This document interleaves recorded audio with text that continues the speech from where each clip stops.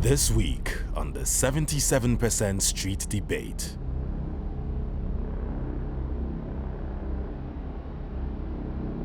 Nothing is being done here. This country is not ready, it's not able to handle these returnees. I don't have support to anybody. IOM cannot support returnees forever. We are failing our young people, and we are continuing to fail our young people.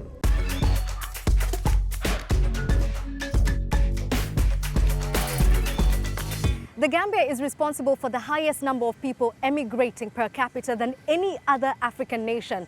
And that's truly shocking if you consider the size of the population here. But now a lot of young people are coming back. In fact, the International Organization for Migration estimates that on a monthly basis, over 100 returnees are stepping right back into this country. Question is the country prepared to take care of them? And who better to answer this question for me than actual Gambians? And we'll begin with Mr. Demba here. He's actually one of the people who left the country as an immigrant, and he decided to take the back route, known because it is the irregular way of going. How was that journey for you? Was it worth it? How long did it take? Just give me a little insight into what happened. Yeah, the journey was so hard for me. I took her from Senegal, after Senegal to Mali. And then the first day I came to Mali, they kidnapped us in Mali. They said if you don't pay money, you are not going out to the prison here in Mali. So I was having the money. I tried to get that money paid. They leave me. They are having a last checkpoint. That thing is a so difficult checkpoint before you pass that place.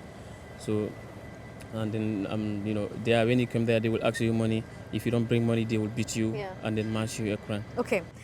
Umi Kamara, you're one of the very few women, actually, because statistically, women from the Gambia don't migrate. It's men who make up 97% of those people who are leaving. And I'm curious to know, as a woman, if that journey was more difficult for you, and if the government has been there for you since you returned. It was very difficult with me. I don't succeed and I destroy a lot of money. Yeah, they kidnapped me there. After I get their kidney failure, I get their kidney problem. Before I am coming, I meet IOM. They take care of me because the time I was going there at the camp in Agades, that was my situation is very dangerous. But thank God, they are very take care of me, take me to the hospital, return me back, you understand? Yeah. So a lot of gratitude being expressed, particularly to IOM, which I find interesting. Mamadou Sabali, you are a social analyst. Do you think that the Gambia is too heavily dependent on international organizations to solve a local problem?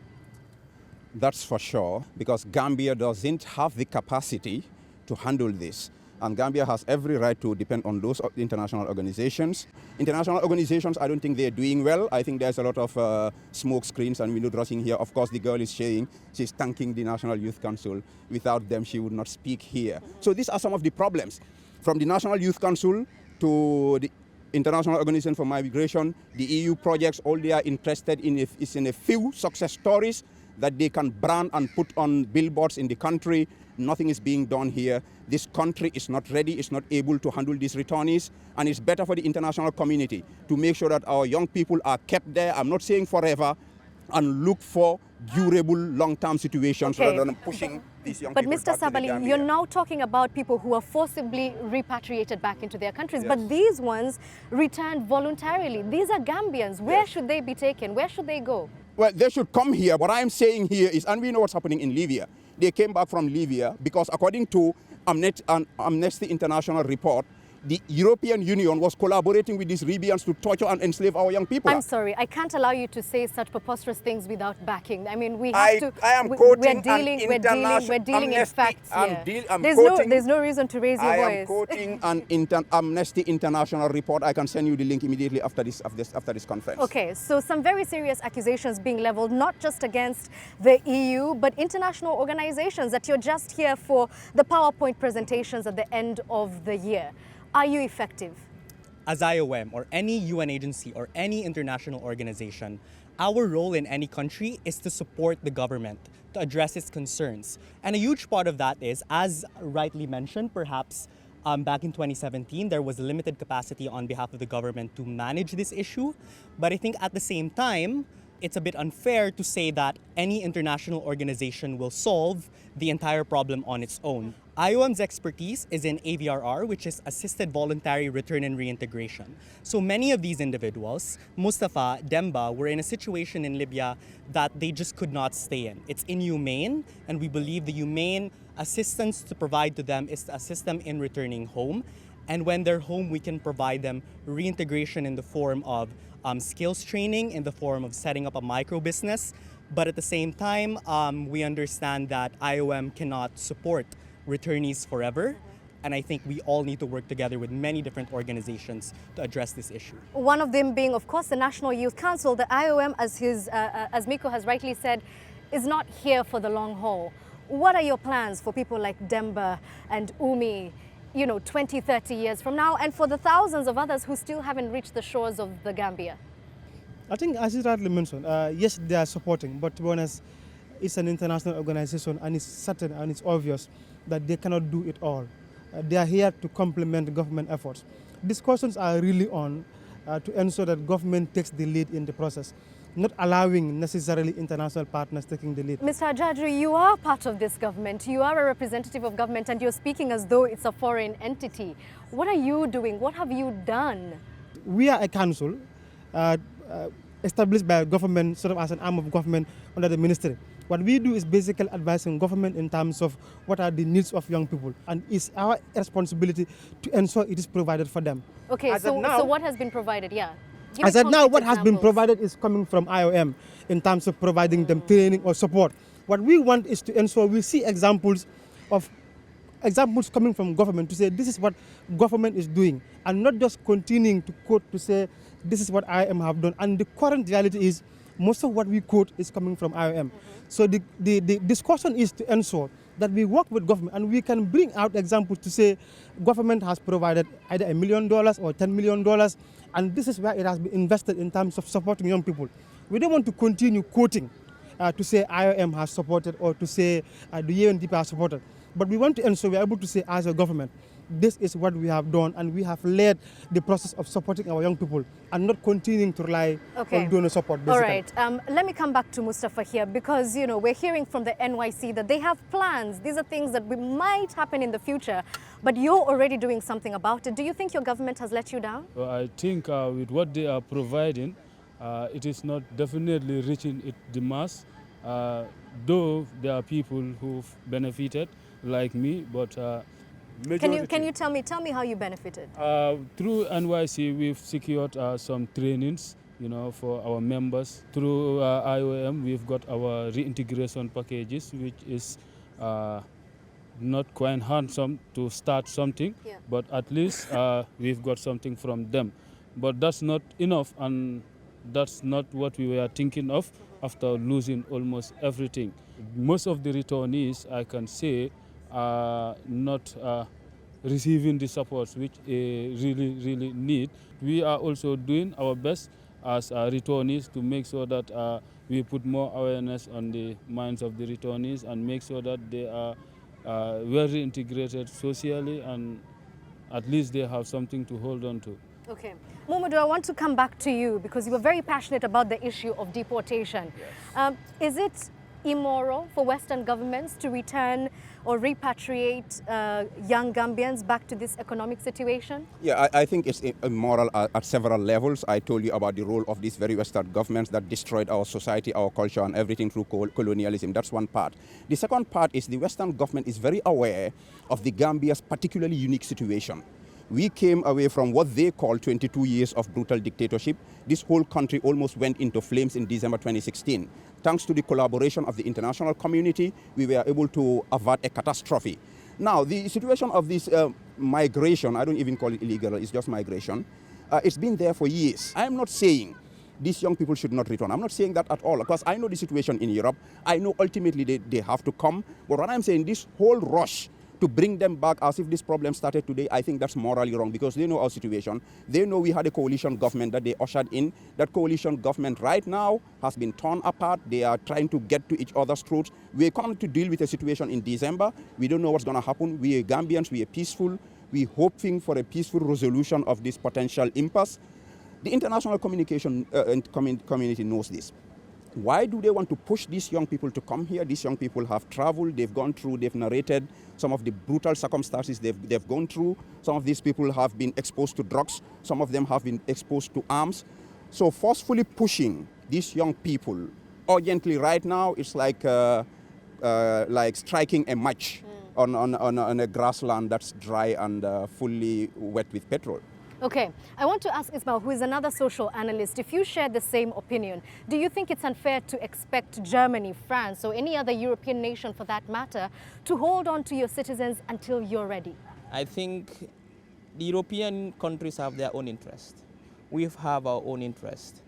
And the whole issue has been politicized, to some extent securitized by politicians both in Europe and also in Africa. Currently, I don't think the Gambia is ready to receive all these migrants who are in Germany or in Spain or in Italy or in Scandinavia. Why? Because already we have social distress in this country. We have demographic dynamics which are playing against the country. We have, like he mentioned, over 40% unemployment. We have a lot of young people roaming our streets doing nothing. I think what we have failed to do is we have known the problem, it exists. It's a big, but why? We always focusing on the economic aspects of it. There are socio-cultural aspects to this problem. How do we solve these problems? How do we bring all these boys back without creating a cataclysmic situation in our country? Okay, so we've been talking about deportation, but I think it's important to recognize that there are those people who come back voluntarily. And I just want to find out from you, Miko, what percentage of returnees are from Europe and what percentage are from Africa? So basically, since 2017, IOM has assisted in the return of over 4,200 returnees. An overwhelming majority of them are from Africa. The voluntary returnees from Europe don't even amount to 100 out of that. An overwhelming majority of them are from Libya.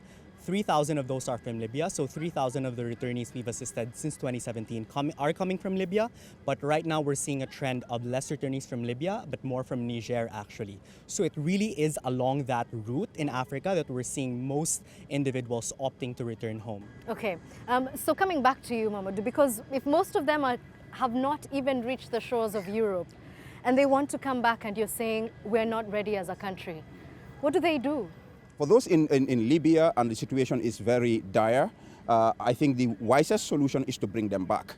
But still, like we've all agreed here, the Gambia, in its most unique situation, right now can't handle this. And none of the statements here has convinced me that the Gambia is ready for this. And like Dr. Cisse said, it's not only at the economic level, it's at the social level. They are coming back to families that sold some of their communal land to get these people to go to these countries. Now coming back, besides the economics, which is actually fundamentally important, it's about the social stigma that these people have to deal with, like the family sacrifice, sold the plot of land, you went, you didn't make it, you're coming back. We don't have a single proper institution that can handle people who have mental issues. We know of an issue of a returnee that was a Tanka, one of the institutions that deal with people with mental problems. This guy killed 2 people. So these issues are so complex. I'm not saying those in Libya, for instance, I'm not saying they should not come back, but the international community, international organizations like IOM should go beyond the billboards and the very flashy short videos they throw about in social media and come down to the level of the people and help people. Okay, so speaking of social issues, I want to come back to Demba because you actually told me that you lost both your parents during your time in Libya and you ended up breaking your foot. In fact, you were telling me that it was hurting earlier. Now, when you came back, did you have a support system? Were your friends good to you? Did they treat you differently? No, I don't have support to anybody. So my brother was supporting me. I went to IOM, different place, different time. They tell me they will support me, but still now, no, but I don't have support. Yeah. Okay, I want to talk to Umi here for a second because you were recounting something horrific, that you were not only kidnapped, but you had kidney failure. So you come back to the country, did you get psychological help? Did you get financial help? I don't have any help without I have one help without my family.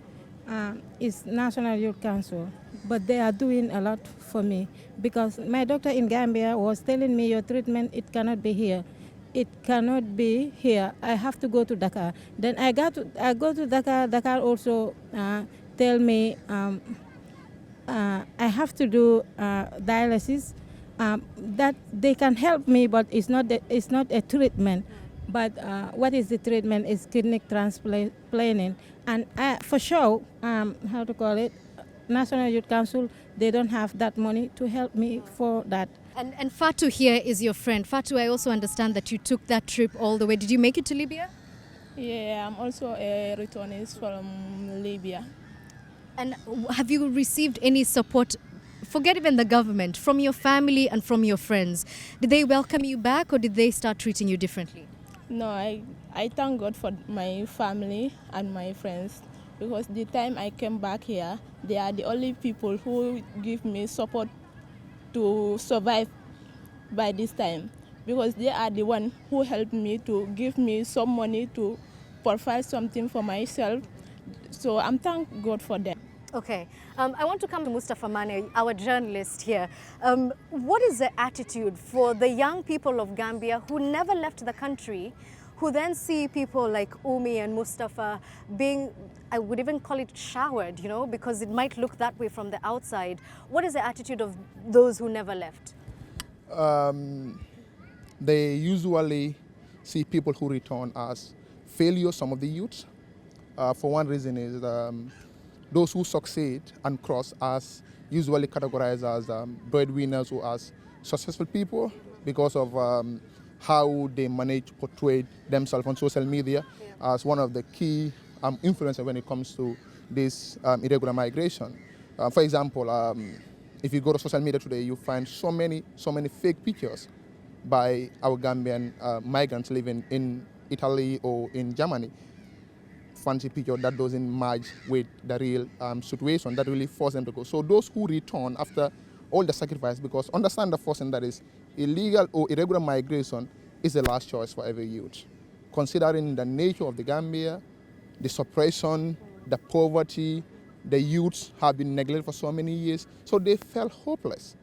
So spending that huge amount of money and being in Libya, on that mental torture, the kidnapping, and at the end of the day, you are returned back to the country. Your people are, most of the time, are seeing you as a failure.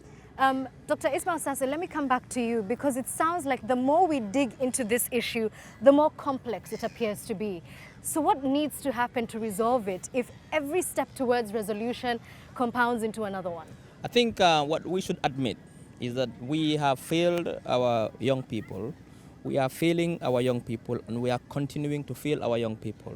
That's not the kind of news I want to be putting out there. But that's it, because we don't have how can you leave such a national project, which should be the responsibility of the state, to IOM? That's our responsibility. These are our citizens. What plans have we got for the future? What are we doing now, in fact, to ensure that in 2020, in 2030, 2035, we are not standing here again talking about the same issue? Why this is happening now, it's because we have failed to build a country for these people. That is why they want to leave. Anybody who decides to die in the ocean than stay in your own country, there's a problem in your country. There's a cultural, political, economic system. There's a problem in your country. How can we ensure that the young ones don't follow the same path? It's not going to stop. For me now, what is the solution going forward? What can we do to ensure that we have our young people to stay? Why are they leaving? There must be a reason why. The why question is what, as a researcher, I'm interested in. Why are young people wanting to leave? 0.5% of Gambians every year want to leave there, they migrate. Why? For me, that is the question. And we failed the generation. We are continuing to fail our generations. For me, in as much as we have to put policies and systems in place to receive them, to make sure we reintegrate them back into society, but we should also ensure that we come up with policies proper to ensure that we rectify this whole mess, because it's a mess. Yeah. Nobody wants your citizens to be dying in Libya, in Niger, trying to reach Europe. We have about 16,000 Gambians, young people in Germany. What are we going to do with those people? We cannot bring them back like that. It's going to be a logistical nightmare for the Germans to even bring those 16,000 back. It's a problem. Okay, before we get to NYC, just on the topic of reintegration as a solution to deter future irregular migrants, how does that work? How does one become reintegrated back into their own country? We have a team of reintegration assistants who's able to counsel these returnees and gauge what their interests are, what their skills are, and to really tailor a reintegration package toward what we think would work for a returnee. Now, I think that one thing we can do more of, and as an international organization, we're always ready to admit where we can improve. A lot of this reintegration happens on an individual basis. So there are questions of sustainability, especially when it comes to how communities are being supported. So one thing we want to do at IOM is to shift reintegration to be community-based. What that means is to develop projects for returnees that involve the entire communities to be able, so we can ensure that other individuals who have not yet migrated irregularly can benefit as well from these projects. Mr. Alaji Ajaju, the IOM has a game plan for the future. What's yours? I think for us the discussion is to ensure from the start, a lot of these young ones that are leaving don't have the right schooling, don't have a skill. When they get out there, either in Libya or in Europe, it's obvious they're going to come back. The medical doctor in Germany or in Europe wouldn't be brought back home as a Gambian.